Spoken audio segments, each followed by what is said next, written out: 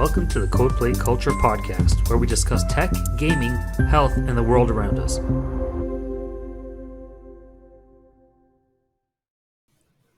Hey everyone, welcome back to Coldplay Culture podcast. Rui and Logan. Today we are joined by Chris Kreuter. And Chris is a jack of many trades who grew up on a steady diet of 80s and 90s science fiction, video games, and drawn to the internet culture. He grew up living his childhood dreams by becoming an engineer and a sci-fi writer. As a writer, he crafts sci-fi novels for kids 8 to 13. And as an engineer, he spent 2 decades as a professional in the public transit industry, focusing on bus and rail vehicles.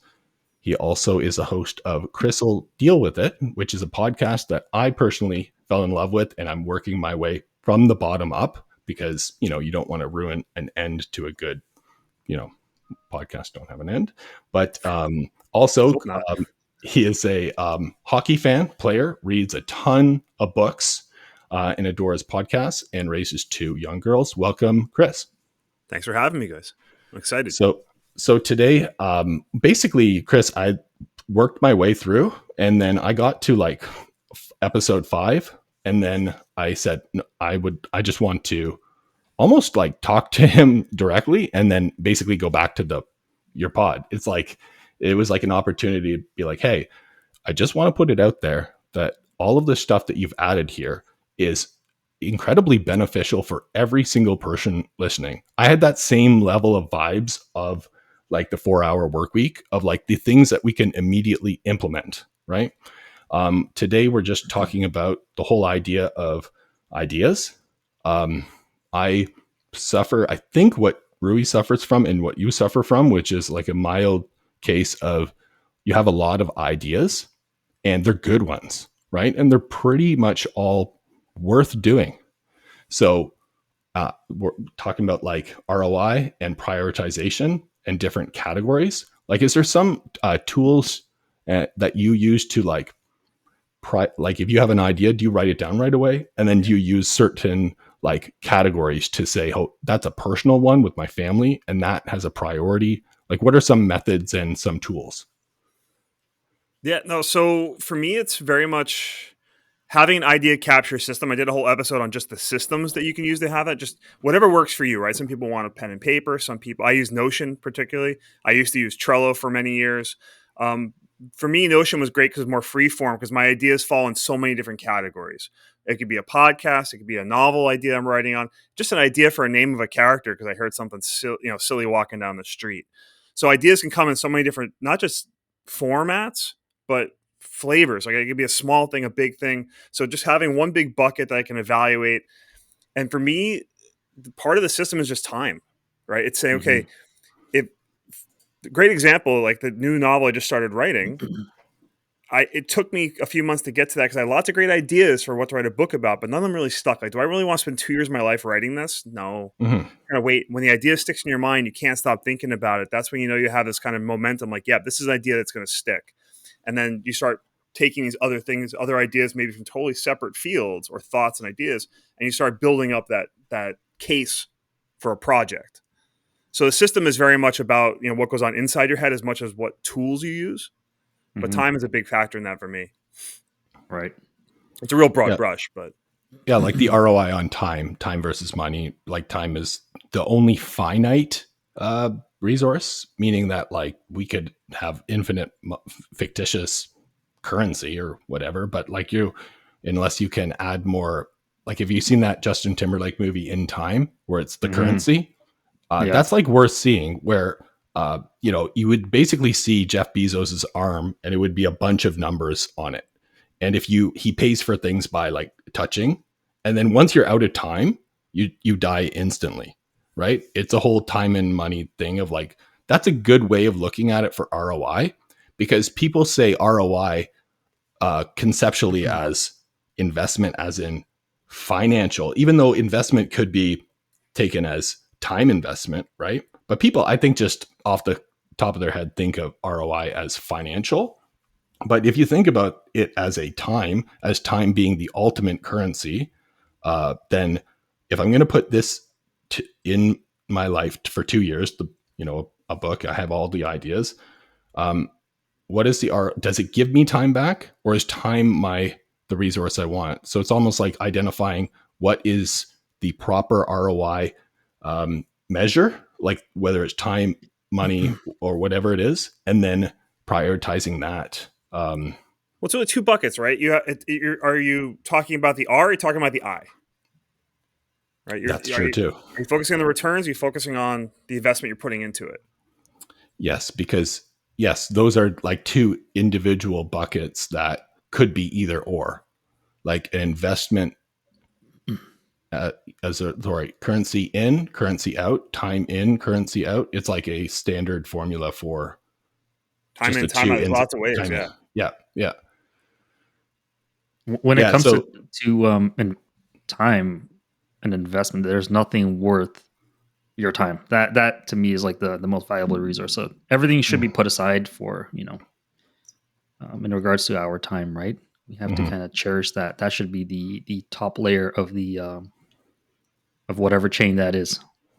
Yeah, like for example, ask yourself, hey, this 2 days of, let's say we're coding something, Rui, and we lock our doors and we tell our kiddos that like we will not see you for 2 days. Yeah, I'll be in the basement, but it'll be like whatever. Like whatever it is, we ask ourselves like, hey, is it worth the time investment away from ultimately the kids? Right. Because that's where I bring it down to. It never is. And I even feel guilty sometimes of like going to, skate park. I'm like, if I bring but if I don't bring, my daughter, I'm like, I should really always be with them. But then bringing it back rationally, I'm on that one of those tangents. It's like working from home, you see them way more than if you went in the office. So like, all things being considered, I see them a lot more than, how I saw my dad or whatever. But like, so one of the questions for, ideas for return on investment is like, what is your most valuable asset or what you're trying to maximize? Like if you're financially set and you don't need the money, maybe you don't really can sit. You're just like, hey, wake up every day. If you can do whatever you want, what would that look like? Maybe starting there. And then that kind of piggybacks into like your most important return, if that makes sense. Yeah.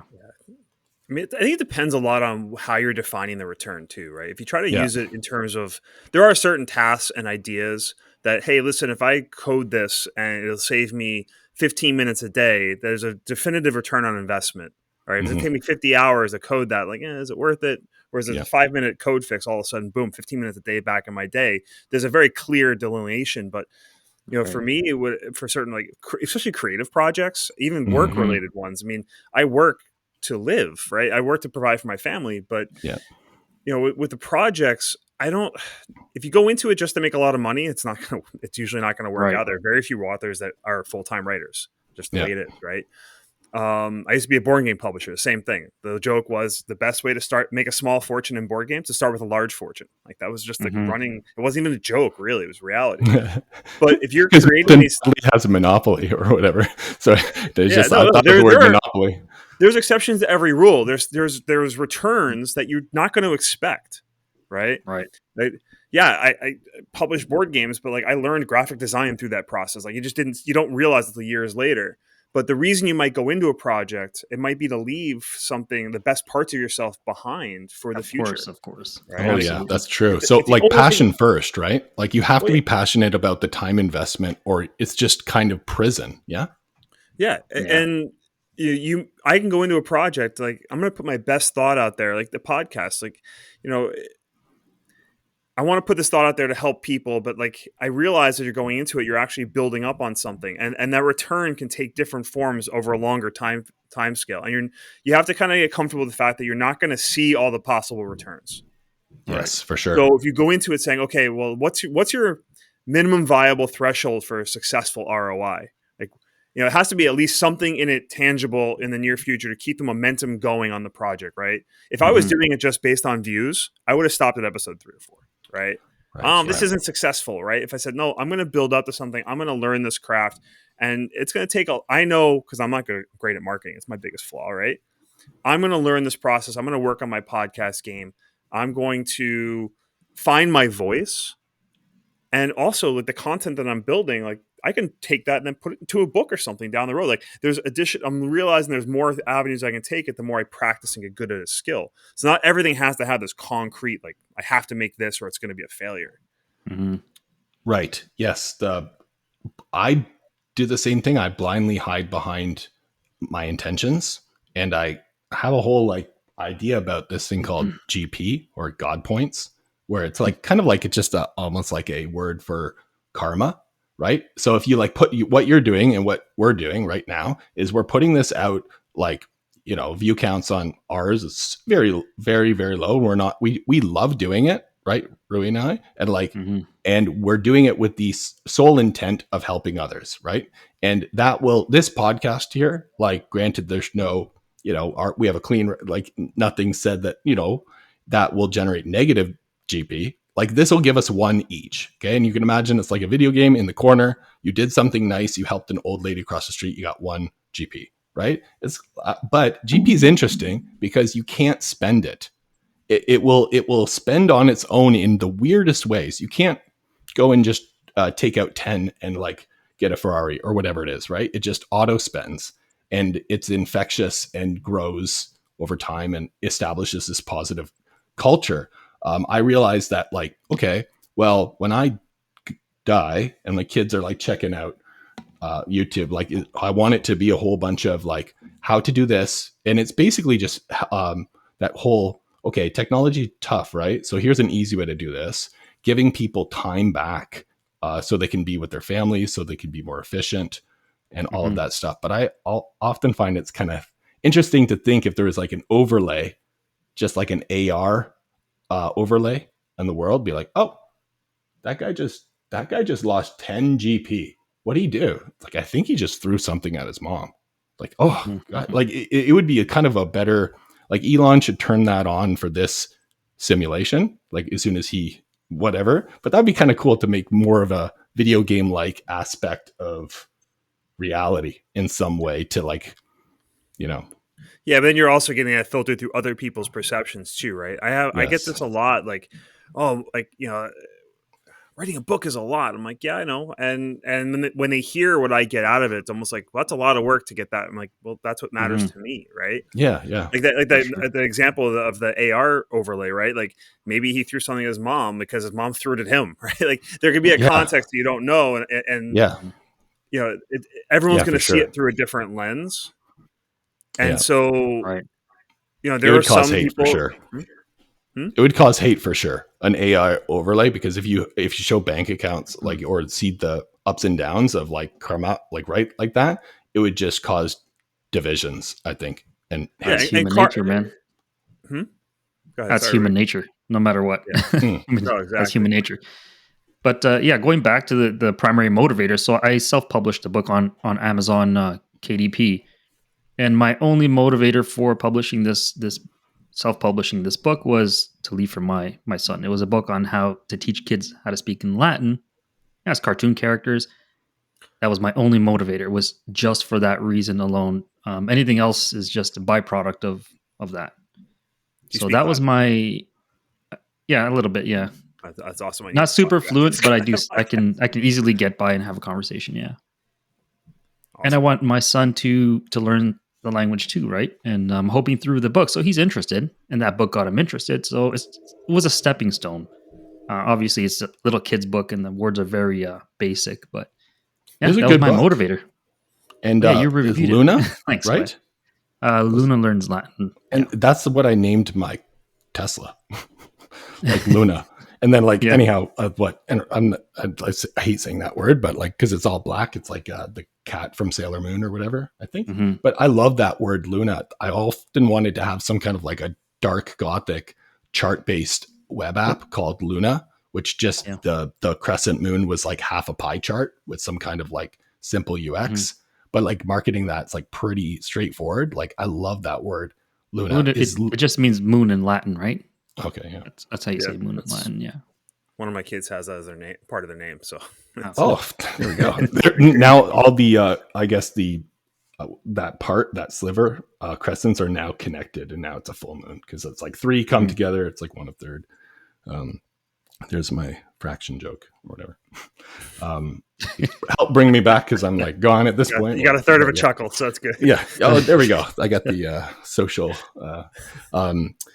But yeah, so Latin. Going back to the motivators. Yeah, that's my motivator. I want to leave something, to your point, Logan, too. You want to leave something behind for your kids to see. Say, this is this is how to's, or this is what my dad left, and something for them when you're not on this planet anymore, and maybe for your grandkids too, of course. Yeah. So figure out what your primary like return will be. Like Right. hopefully it's happiness, right? Why do you do that? Because you want to be happy. And actually, the more happy you get, like a skateboard, I fall, I break stuff or whatever. I'm like, it's very hard to go to. I got into it because I'm like nervous as heck, and I wanted some exposure therapy. And then I just fell in love with, I guess, getting over fears, if that makes sense, or an introvert becoming an extrovert. It's the same reason, right, Chris? Like you love writing. It's your passion. When you put together probably like just even like a 7-word sentence that is like so packed with information, like phonically, and like it's like understood. It's such an art. I can't even imagine how that passion could feel. But when you write, like you're in the zone, you love it. It brings ROI back to your life when you're happier through expression of your art. Yeah, but there's times where it sucks, right? Mm-hmm. I think it also part of this is, what are the stakes, right? I mean, when I write, I can write and put my best thought out there, and I can take the time to edit it down, right? There's not food on a family's table doesn't ride on how well of a sentence I write. The better a sentence, like, maybe it'll pay more dividends. I want to put my best thought out there, and that's the motivator. But if I had to write for a living, I would write a very different way, right? I'd be writing very different books. I'd be ghostwriting. I'd be doing, and it would cease to be a passion, right? Yeah. Or it runs the risk, right? When the stakes are different. So I think part of the ROI on any idea, it's what are the stakes? Could distributing this idea be damaging to society? Could it be damaging to a reputation? It could be as simple as, like, I have an idea to write this social media post that 3 years later stops me from getting a job, right? Yeah. It could be, there's lots of stakes that have to factor into that math. It's not always an equation, but yeah. My daughter's actively, and my son too, they're actively practicing kindness, which I don't really push them into that, but that's something that they try to work on, which is like humbling as heck. But sometimes they will say things that are very kind to one. And I say, hey, did you notice that when you said that, it might have been inferred by this person like this, even though you're complimenting that person? The whole idea of this is really nice. So you're not going to think of the splash damage effect, right? You want to think of something as do no harm. Don't be like, oh, it's good for that person. Oh, it's harming everyone else around. It's very interesting to think of that. It's very, or is the, like, I meditate. I'm like a secular Buddhist, so I don't practice any of that stuff. I'm not like religious. I just meditate. But one of the cool quotes was like, they try to wake up, get to the end of the day by not hurting something. It's impossible. So if you don't get out of your room, someone will be upset that they think that you're upset at them. You can't hide from it. You just have to try to harm reduction or have less harmful speech. That's the whole thing of, like, is what you're doing good for everyone? Does it have the least harm? Is it making you most happy? And I think that it's just an equation. Like, it's not I don't think it's a pie in the sky thing that can't be put mathematically expressed. Like, I think maximum, like what we're talking about here for cause, I don't know, but I don't think maybe there's a lot of equations that factor in harm reduction of like that kind of stuff. But like, if you think about it, you just add up the totals and, like, say this one is great. Everyone gets time back. No one gets harmed. It's ethical. It won't take too long to do it. And I'm going to have a fun time doing it as well. Like, that seems like that could be an idea that I would prioritize. It's like it's cyclical in its reference. But yeah, so, like, do you ever weigh by category? Because I always have guilt of, like, oh, working too much. I should be with the family, or I'm I should, or I've been with the family too much. I should, like all of this. You ever have the guilt between categories where I'm like, oh, I haven't helped out in that. It's very difficult to like, you have to provide, but at the same time, when you provide, you don't provide. You don't provide your presence, but you Yeah. provide your.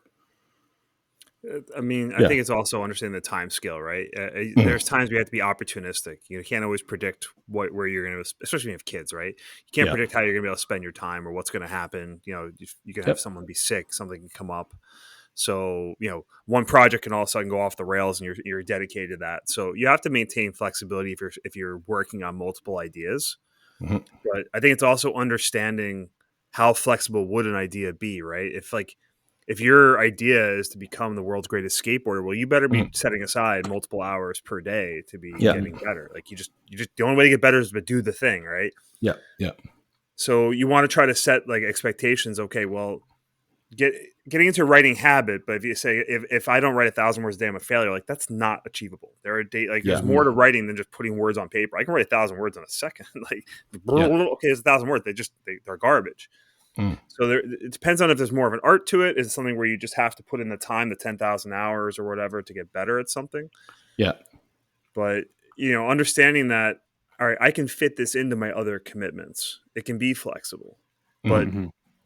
Mhm. it might be something where there's phases of a project where that commitment looks different. Like right now, it's a lot of like for the last month or so, it's been idea generation for the writing. Right, I had to Yeah. figure out the plot, figure out the characters, figure out. I have to do a deep dive into blockchain. I actually need someone. I actually need someone who actually knows Latin for part of this project, right? So like, Nice. you start pulling in resources. Your brain starts thinking a little bit differently because you're making connections that you've never made before in the context of your project. Mhm. And so that phase one, and then you get to the actual writing. You're taking advantage of that research, but you can be a little more. There's no fine line of exactly when you have to do that unless there's a stake involved. Like I need to have a novel to my agent by this date. Like your Right. process is so different. Yeah. But I mean, do you guys have similar sorts of systems? I mean, I know I'm talking from a very literary standpoint, but this could apply from other types of projects. How Yes, do you make for sure. those scale determinations? I honestly, it's hard to quantify, scale. I do get obsessed when I do something, and I always see it through until it's done. I don't. Yeah, I get obsessed, and my scale is basically it's a roller coaster. There's no it's just up and down, man. Or it's I just, like the the idea of the obsession obsession, just though. takes me, right? That's a great way to phrase it. Just sometimes you just can't let it go. You're like, Yeah, I'm that kind of person. It's my personality, but I always wonder, like, how do you maximize? How do you write for a wider audience to like get that ROI when you're writing, right? Because isn't there like a creative barrier when you're thinking about return on investment when it comes to writing? there can be. I think Like, it's what stops a lot of people from thinking they can't do something. They're like, Mm. again, their definition of success is based on, and I think it become harder because we're in this era now where everyone's surrounded by experts. You can go to YouTube right now and find and Yeah. hear directly from the world's greatest writers, Mhm. mhm, and it can be a limiter if you feel like, all right, well, I'm not going to be able to write the great American novel, and it stops you right dead in your tracks. right. So you also have to realize where you are with this skill, right? Mhm, The book I'm starting to write now is going to be better than the first books that end up self-publishing because I couldn't get an agent. Like now, book 5 is going to be better than book 1. It doesn't make book 1 any worse, right? And there's nothing absolutely, stopping you yeah. from going back and rewriting, but then you're perpetually editing. Like, what are you Mhm, trying to create? Mhm. It's almost like I can see my progression as a writer from the first Rainy River Bees book in 2016 through to the first one I published anyway, right? mhm, And it took me 10 years to get to that point. right. So I don't know if it's a really great answer to your question per se, but I think you want to at least think about the commitments that you're making, right? It takes a lot to Mhm, write a full book, right? And yeah. if I really wanted to be a writer, but I wanted maybe a quicker iterative process, there's a lot of writers that'll start with short stories, work up to a Mhm, novella length, right? Which is like 20 to right. 40,000 words, which is now a burgeoning market that really wasn't there 10 years ago, 20 years ago. Mhm, Um, It might be something where I prefer to write at novel length because I like having a spread out plot. I like having I'm an engineer by trade, right? So for me, I can visualize. I need to see the whole thing, and I Right. like to really pack a lot into that. Mhm. Short stories I've struggled with because even though I can write good sentences, but maybe I'll revisit it at some point. It's just I prefer to do it over more time. Quality over quantity, Mhm. but it's a personal choice. Right. Yeah, short stories are a bit challenging, right? To get them good and to get them right in such a short span, right? Yeah, Um, and it's not really a tangible product, and not that I'm in mhm, it to making money, but I like to produce something. I have a lot of friends that are very prolific short story writers. Like trying to go find the one issue of this magazine that came out this 1 month that has a small print run to read this story, or they're posting it online where they're not. It's not. There's no real avenue for that to generate a lot of revenue. mhm, It may get them critical acclaim, which then might get them an agent, which might and they'll get some pro Mm. rates, but it's very short term. But if you're right. building a career, and listen, if I had to make money being a writer, I pursue other avenues like that. For me, it's Mhm, not about making money. It's like my best thought comes out better in a longer format.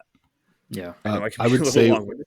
with the YouTube shorts, for example, the 16.6 million video that I had, that was just by chance luck. It blew up. They pushed it. It went into like an online magazine. I was super humbled. I asked the kids, hey, can I please keep this up? Is this okay? Check with your, it was like, it was all kindness. It was all accidental. That took subscribers on YouTube shorts from like I think 100 to 20,000, right? But the money that I got from 16.6 million was about $600 over um, probably a year, right? But now I have one video that's how to put a SIM card into a laptop, and that's 1.2 million views, long term content, as opposed to a short. Getting back to Mhm, short stories and long form, and that yeah. video alone, I think, has brought in like I would say 6 grand in revenue, and it's like $1 grand a year, right? Nice. So I would say that if it's relatable, the long form content is really good for learning and actually expressing a well thought out something that would be helpful. And Mhm, then the short one is good for a quick audience gain, like almost like yeah. viral ability or like, and if you pop viral for kindness, you're so blessed because, I tried after to do like, it's like, no. And I ended up deleting all of these videos because I'm like, can I do that again? It's like, no, it happened because it just happened. And that's it. Mhm, If you chase it, you're going to be one of those island boys, or not if there's anything wrong with that. I'm just that's always chasing view count. And like, I don't want, that's very toxic, that kind of culture of that. I'm like, but I can tell you, like, when that pop happens and you're, getting calls from random people like, hey, I saw your thing, is like, it is very addictive. So you can see how mhm, that could like, psychologically damage someone if it continues to happen, like down like some right. kind of what path. But I think it very true for yours. Like short stories, like you said, will probably pop for the audience a lot, but then it won't actually have long term.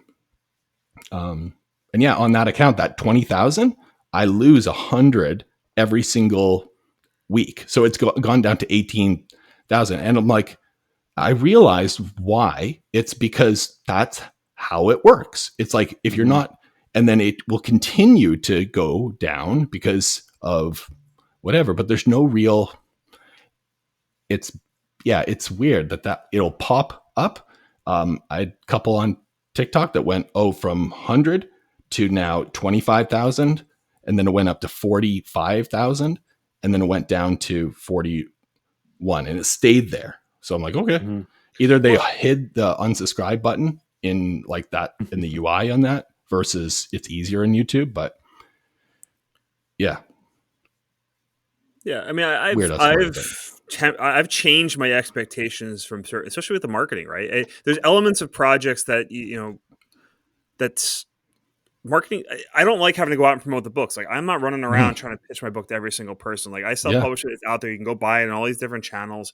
I've made it available, But I had so many people giving us advice. We got to get on social media. You got to spend 2 hours a day. I'm like, I'm not doing that. Yeah, exactly. Like I'm chasing this like virality, and I'm getting content. I made some great connections because of it, but I'm like, I'm investing too much of my time. Like my goal here is to become a better writer, get more of my thoughts out in the world. Like, if I die soon, like the next day, year, month, whatever, like I want to keep producing great content. And maybe that means that I'm not selling as many books. I know I'm not selling as many books because I'm not out there on social media. It's probably stopping me from getting the literary agent as quickly as I'd probably like. But I'd rather find the right person, treat people the right way over a long enough time scale, good things will happen. But all the hours I could have put on social media since I launched, and I was on Instagram and all that stuff for a while, and I did it. And it's a time and money suck. There was no return on that investment. It is. For sure. It is. So, but it was also the type of content I was creating. That my intent, like my original goal was to get my best thought out there in the world. It wasn't to make a ton of money. Again, if it was to make a ton of money, I would marketing very different. The whole framework I'd use to make that determination, I'm going to get off social media and just focus on writing. And for me, that was a good trade-off. And that's what works for me. Yeah. But you may also want to look at, going back to the ROI, the topic of the pod is the investments don't always have to be your own, right? If you understand the scope of an idea, like this idea is great. I know I can get this idea 80% of the way there. To get it to 100, I'm going to need help in this area, right? Whether it be I need some help with coding, I need some help with marketing.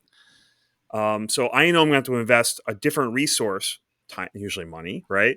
Or time if I was going to do it myself. Like, hey, I could spend 5 hours a month or a week doing the marketing for this, or I can just pay somebody and not have that burden. And like, I could spend those 5 hours doing this other idea or making the product better.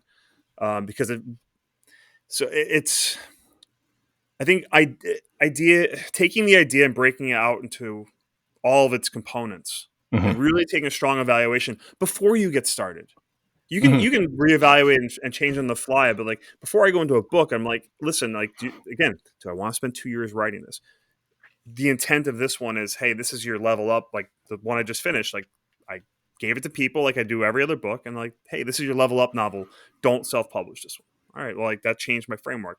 I'm going to have to go in and build a system now and put time and effort into finding a literary agent. And that's a very different type of task. But it's part of being an author. It's part of taking that next step. But I wouldn't be at that step if I hadn't had the mindset that I had of, let me just write good stuff. I know I keep coming back to the literary side. This is more general on ideas, so I don't want to. I think it's true of any idea, like the podcast, right? You guys had this, so maybe you guys talk a bit about how you had the idea for the podcast and why you decided to pull the trigger. That's a great question, Rui. It was your idea for the longest time, and I had it too, but we never talked about it for probably a year. We never knew. Right.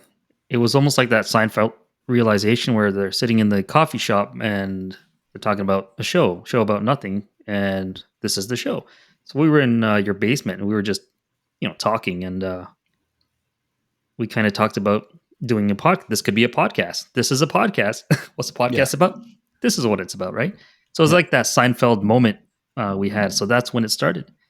What, a year ago now?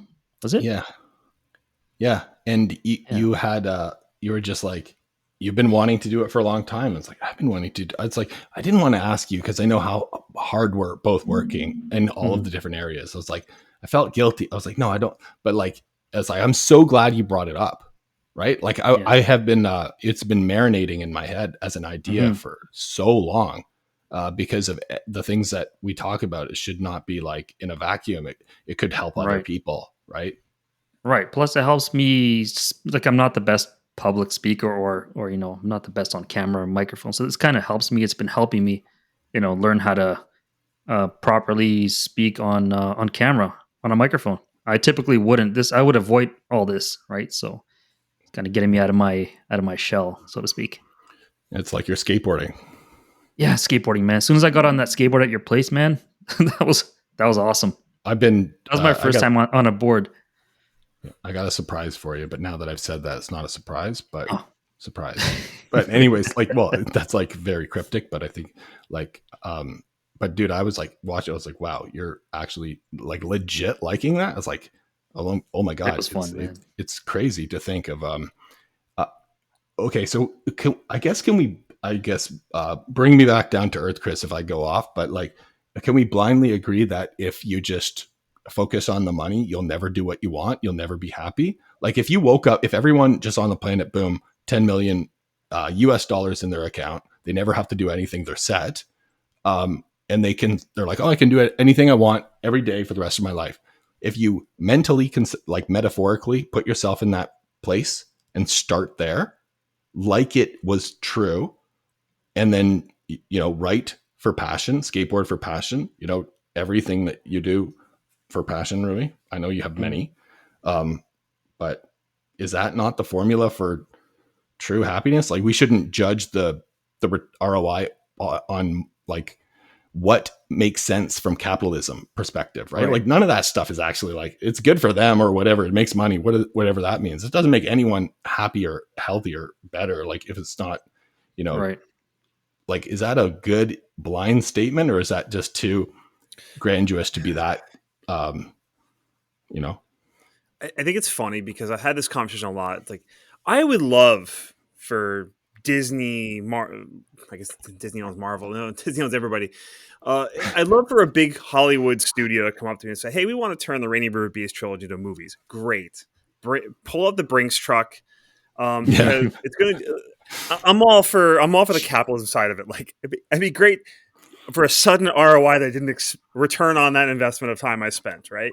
Yeah. But I'd only get there if I treating people the right way over a long enough time scale, right? If I could be at an event and I could be, this kid can ask me a question I don't really like, and I could just kind of blow it off. And you don't know, that person was sitting in the room. Or I could take my time and focus on the one kid with my original intention, and he overhears that and sees the passion, right? You never know who's looking or who's watching. So, Right. but if you do it because you're trying to just look good, which I think is a lot of social media, it's not exactly job done. For sure. Just be honest, be yourself, be true to yourself, and that's why I've pushed back on the social media side, not to revisit that. But going back to the Brinks truck for the movie yes, money is good. I could do more things in my family. That would be a huge level up for my career and give me the opportunity to work on more ambitious projects because I'd have more time to devote to this passion that I have. Right? It's a side hustle. Like it's getting up at 5:15 in the morning to write for an hour before the kids wake up. But so being able to do that more would be awesome. But more importantly, one of the best pieces of myself, right? Again, I'll go back to the first Rainy River Beast book, which is as much my love letter to hockey as the book I would have loved as a 9 or 10-year-old kid. I had a lot of deep-seated reasons for writing that novel. It's going to go influence so many more kids. That's above the money. And it's a nice thing to say, but it's truly how I feel. And again, that's my lens. That's not somebody else's. Again, the money is great because it empowers and enables other things. Right. Yeah. Right. It's like a gift. Great power comes great responsibility. But also, again, the time scale, right? Like for me, like I'd love to be able to retire from my day job, but I don't feel like I'm ever going to. What's great, it depends on what you're doing, right? If you're a skateboarder, I think when you're 80, 85, it's going to be hard to do. I mean, Tony Hawk's kind of setting the bar pretty high. Yep. But like, I got just but writing certain your ideas can shift as you get older, but it's kind of the one creative thing that's really stuck. I mean, it's been 15 years of this, but it's something I can do when I'm 90, 95, if I'm lucky enough to live that long. Yes, because the body deteriorates a little bit faster than the mind. I want to continue to get better and improve as a writer, and not everyone gets that opportunity. So even now, like, again, why I'm more choosy about my ideas right now is saying, listen, let's assume this is the last book I ever get to write. If I'm lucky enough to live long to finish this book, go through all the editing revisions, all the hard work, let me pretend this is the last book. So out of all the ideas and things I had like, all right, this is the one that this is a message I want to say, and there's a lot more passion behind it. And like, this is the one I'm writing. This is my last book. Now, when I'm done with that one, I'm going to do that again. If this is going to be my last book? What do I want to put into the world? Should I get hit by a bus? Do you have, what is it called? Not a mantra, but like do you use like an affirmation like that going into anything? Like, for example, this is the last customer interaction I'll ever have before I get hit by, or this is the last. I know they say live every day like it's last, but that's too vague to actually be impactful, where you're like, you could almost like, not mantra, what's it called? Affirm that you're like, this is going to be like the last thing that I will do as a project, as a whatever, to leave my legacy. So like, imagine that conversation with that kid, right? You're saying hypothetically, this will be the last thing that I say to a human, right? It's like, basically, this is the last time. It's so motivational to think of it like that, because you're like, but also it's pretty burdening on you to always think, holy crap, I have to put everything into this. Like, Yeah, I think there's definitely a whole sidetrack that you can go down in terms of stoicism, in terms of a philosophy and approach towards life. Right. Yeah. But I think in terms of mantra, the word I use is principles. Mhm. I'm actually doing a whole series on not to keep plugging my podcast, but I'm in the middle of my summer series of, like, I went through a process a few years ago of wanting to reevaluate my life and what I was spending my time on, right? What framework am I using for things like ROI, or what do I pursue as an idea? What Mhm. framework am I using for my years, months, quarter, whatever you want to do, right? But it really boils down to all I have is a code of principles, and these 13 principles have stuck with me. I changed the last one time. They've really stuck, and it just enables me to say, listen, these are aspirational on a day-to-day basis. Like, I can be a jerk sometimes. Like, I'll have my moments where I don't live up to that principle, but if I regularly remind myself, I will continue to improve. Right. Mhm. So one of them is just create beneficial things with passion. It's Right. vague enough where you don't feel like I have to, I have to be stoic. I have to be perfect. I have to treat every person like it's the last time I'm ever going to see them, because that there is a deep end there. Mhm. But I have this mentality that can mold to. It's a framework to help me make decisions, but it's also a framework to help me finish things, Yeah. or give me permission to change course. Mhm. Mm. But Like, to be like susceptible to interruption without, like breaking flow and like all of that stuff. yeah, but it's also how well your skills developed, right? I mean, Mhm. just to go back to, for me, it's like, let's say from a listener's perspective, right? There might be a listener who has always dreamt about writing a novel, right? If you go into the expectation that, listen, just write the book, writer's right. Don't use somebody else's framework for success, right? And after you write that book, try editing. Like, it, by going through the process and putting yourself out there a bit, you start making connections with people that give you more perspective, right?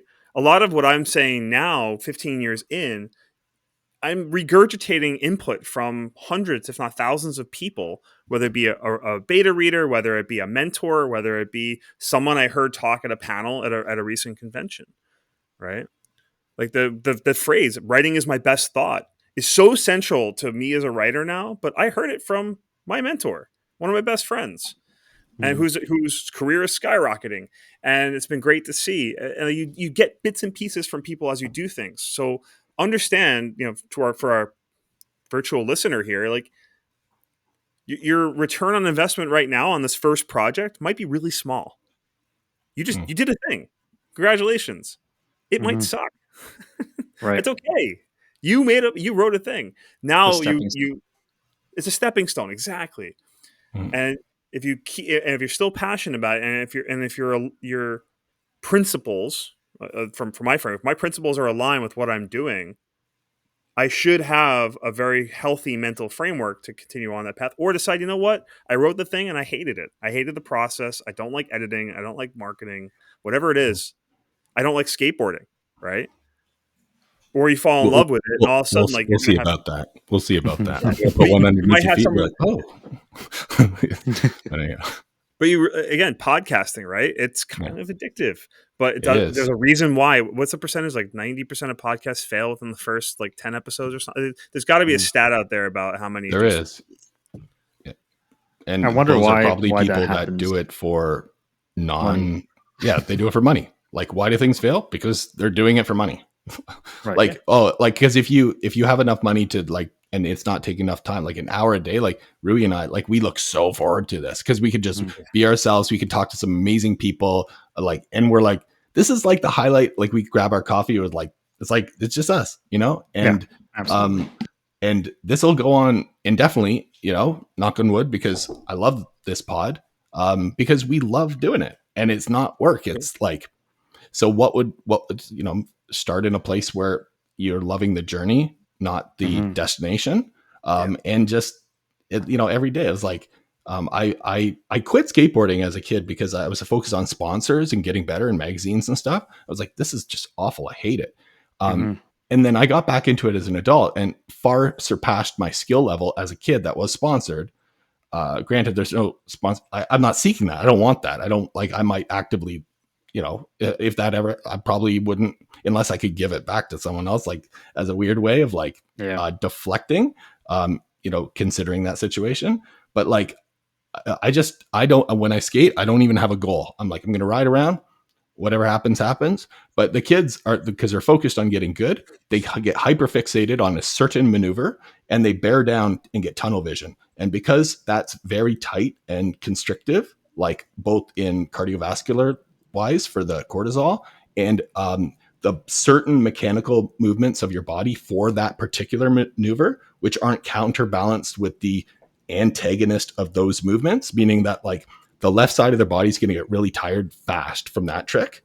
They end up hurting themselves and spraining their ankles and not hydrating it. And that hyperfixation of wanting, or I call it like skate greed, when they're like, I want to learn, I want to get better. Right.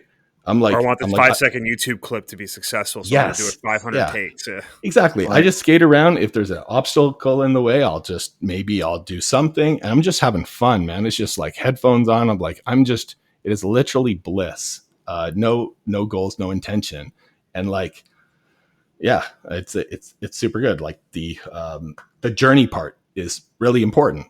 Do you love this moment? I love this moment. I'm so happy that Chris came on and, Rui, and like, this is the highlight of, and we got sad a little bit because we weren't able to do it for a couple weeks because, schedules and all that stuff. Right now we have like 6 episodes that haven't been uploaded. So a little bit backlogged, but it doesn't matter. None of that stuff matters. It's just this interaction. Like we can post it, it'll be out. None of that stuff matters. It really matters that we love the time and the journey and the cause. Yeah, but listen, it's not to say that, 5 years from now, there could be an opportunity where you guys are doing this professionally, where you're going to have more of a structure around what you do. You're going to build better systems or tighter systems to make sure, all right, we're going to have this episode on Tuesday, this on Thursday, this one on Friday. And there's some elite level podcasters out there. It's their job and they do a wonderful thing and they add a lot of value to the world because they have a bigger platform.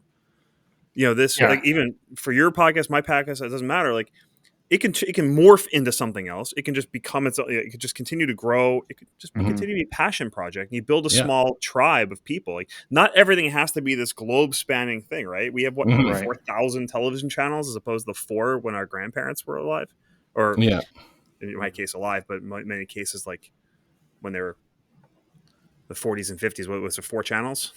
Yeah. And you had to you had to do this thing. You had to get up, right? There's no remote control, and then you got to slap it on the side, and it's good then. But there was a collective, like, all right, there's a lot of gatekeepers, things like that. So we live in this new era, this new culture where I think we have to all get comfortable with, like, your return on investment is not that you're not going to be the next J.K. Rowling, right? That gets lucky with with Harry Potter because it's cultural phenomenon. You just never know. Your viral video, right? But I have a kid. I had a kid come up to me last week that got my book and read it and said, "Hey, I love this book so much. How do you like?" He was so passionate about it. I'm like, "Wow, cool! I really influenced it." Kid knew nothing about hockey, and now all of a sudden is looking into hockey history. Like, wow, like my love letter to hockey that I wrote for 9-year-old me got to get this kid excited about the sport that's given me so much joy in my life, and that was better. You could have given me $1,000 check to buy my books.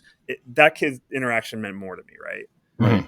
If someone wants to give me $1,000 for the books, I'm happy to do it. But like, yeah. Let's make that clear. In terms of like the actual like human, like the return, like it gave me so much fuel. And honestly, at the time, I kind of really needed it because I was in a creative rut. Right? There was a multi-month process of getting from like editing the last book, starting the agent pitch to starting this one was like the biggest gap I've ever had, and it sucked.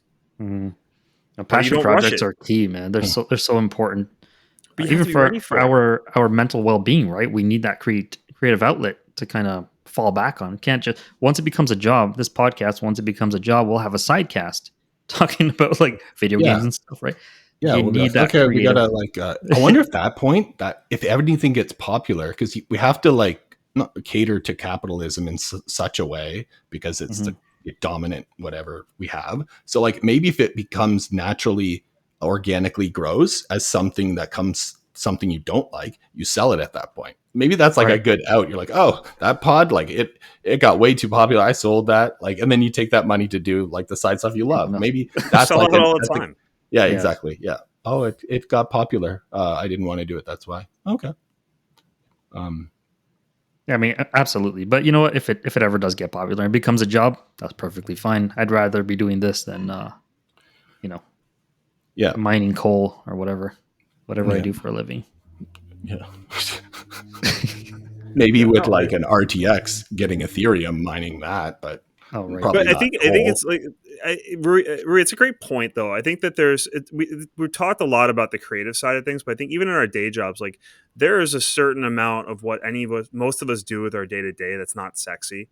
Hmm. That's just it can seem rote, it can seem mundane. I Right. think you have to find the value. I think you can change your mindset. Like it may be looking over a longer time scale. It might be looking at the impact you're having on people that maybe is 3 or 4 steps down the chain of what you're doing, right? You might just be Right. one part of an assembly line of a product, but it might be a Hmm. product that actually is doing good in the world. It might be Right. something like, wow, let me get up over the wall and see what's actually Hmm. happening here. It might be bad. Like, hey, you know what? Like, I'm not really adding value, but it doesn't align with my values. So you're making changes based on that. Yeah, But that's a good point. Yeah. these ideas, you might say, you know what? Like, I'm feeling stuck with my job and my career. I have an idea that I can change that, whether it be a personal, I change my role, or Hmm. I can maybe change the direction of the company in a small little way to maybe reorient it back onto a path that's going to lead to greater good, Right. or more profit if that's your motivator. Hmm. So I think that mentality of finding the joy or finding the meaning behind what you're doing can really help a lot of people because like it doesn't, not every job, not every project has to be this undying passion. Hmm. Mhm. Yeah. It can be good enough, right? Right. Hey, like Right. this job doesn't fill my soul, but it puts food on my table and a roof over my head, and Hmm. I have a good enough life that it enables me to go skateboarding for 2 hours every day. Or so I keep going back to skateboarding, but like Yeah. I get to, I could funnel a little bit of the money I make from this day job into funding a self-published novel that gets on Right. Amazon, and you never know where that's going Yes. to go. Hmm. Yeah. It's like you're So investing in yourself at that point. yes. Yes, I love that. absolutely. So I think it's telling people don't think of it in these grand scheme projects, but I think the little day to day stuff is actually where a lot of people get, like, goes back to what we said before about like what might stop you from doing these things. I think Hmm. it's that feeling like you're in that kind of rut, or there's not finding joy in the mundane sometimes. Yeah. Yeah. And that makes Yeah. sense. That's a good last thought or final message. Find the good in the mundane. I like Yeah. it.